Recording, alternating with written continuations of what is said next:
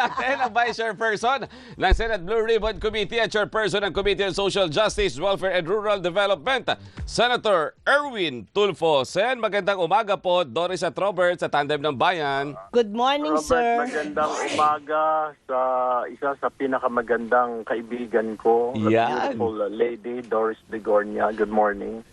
Good morning. Parang halatang malaki ang kasalanan mo sa akin.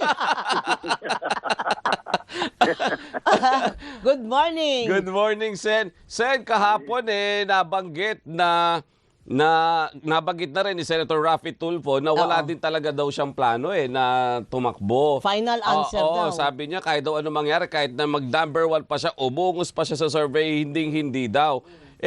Kahapon din si Senator Erwin, sabi niya, wag niyo na kaming idamay magkapatid, alisin niyo na kami sa survey. Bakit, Sen? Wala ba talaga kayong planong dalawa?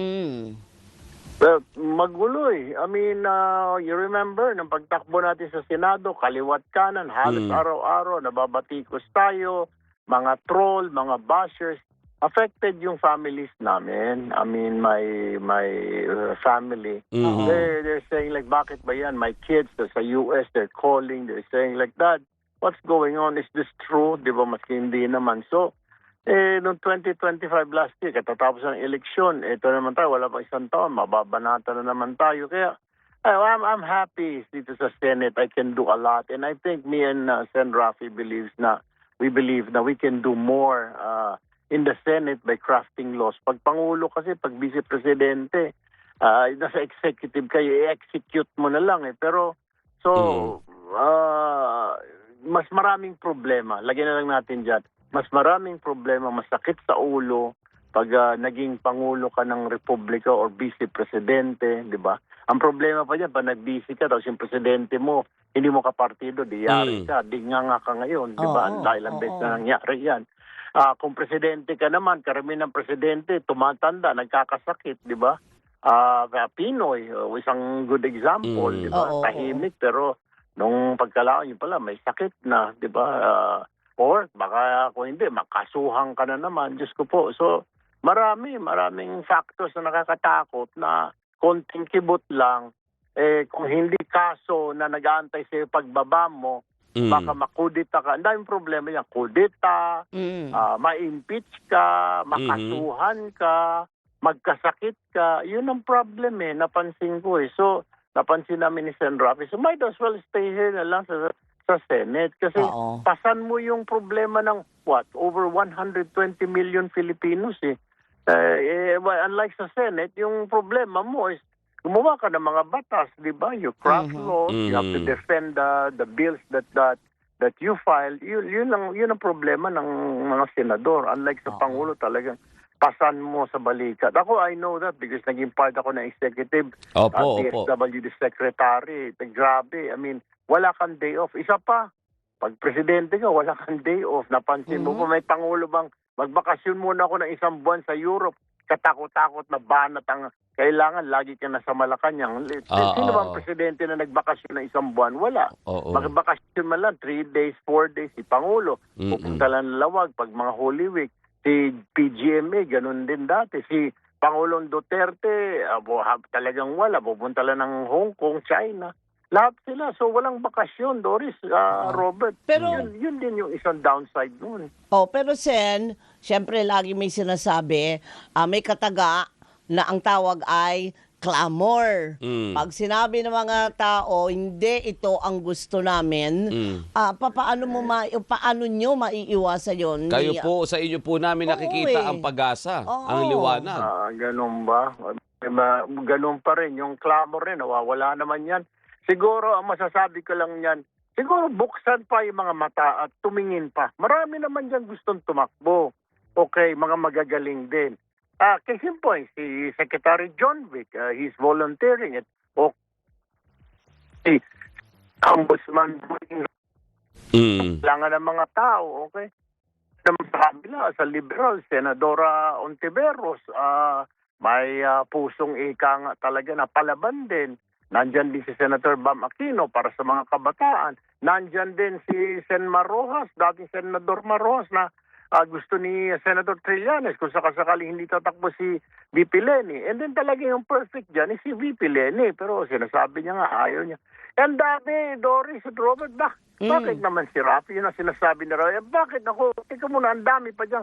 Kumbaga sa basketball, kunin mo na yung mga magagaling, yung mga sikat na talaga na nandyan na. Huwag na muna yung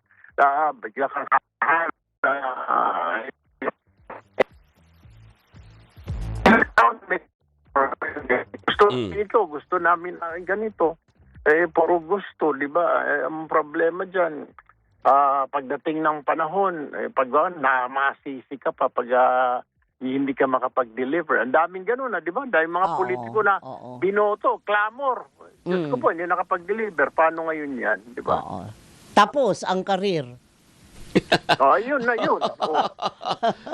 Kapag hindi nakaganapan, gusto tungkulin. Pero Sen, ang sinasabi mo, ang binabakbakan mo na kataga ay lawmaking ang mas gugustuhin ninyo at sa palagay nyo ay magiging mas epektibo kayo. So at this point, sa nakita mo na nangyayari sa ating bansa at kung ano ang epekto nito, sa ano ang naiisip mo at ni Sen Rafi na dapat ay batas na unahin ninyo? Kasi kausap namin kanina si Dean Edna ko, ang sinasabi niya dapat magpalit na ng mga batas dahil obsolete ito. Sa palagay mo ay mayroon bang pag-asa at mauupuan ba ng ating mga mambabatas ang pagpapalit o pagre-review man lang, kahit pag-review lang ng ating mga batas? Unang-una na dyan, Doris and Robert, all the regulation law. Meron ng final si Senator Win Gatchalian at ang inyong lingkod na para reviewin itong all the regulation. Kasi mantakin mo, hindi natin alam pala lahat. Bawal magtanong ang gobyerno magkano ang profit mo dyan. Walang karapatan ng gobyerno magtanong sa mga oil companies. Magkano mo kinuha sa Dubai yan? Magkano yung freight charges? Bawal. Walang nakalagay doon. Hindi mo sila pwedeng tanungin. Sasabihin lang sa'yo, ito sa gasolina, ito yung computations namin, XXX. Pagkatapos, ganito, ito ang total. 120 pesos kada litro. Hindi naman nila i-breakdown. Kaya may batas kami na ipinal, panukalang batas, na ni Sen. Win Gatchalian na mapipuwersa sila na ibigay nila kung magkano yung kuha nila, magkano yung gastos nila hanggang sa buwis, hanggang sa gasolinahan, magkano.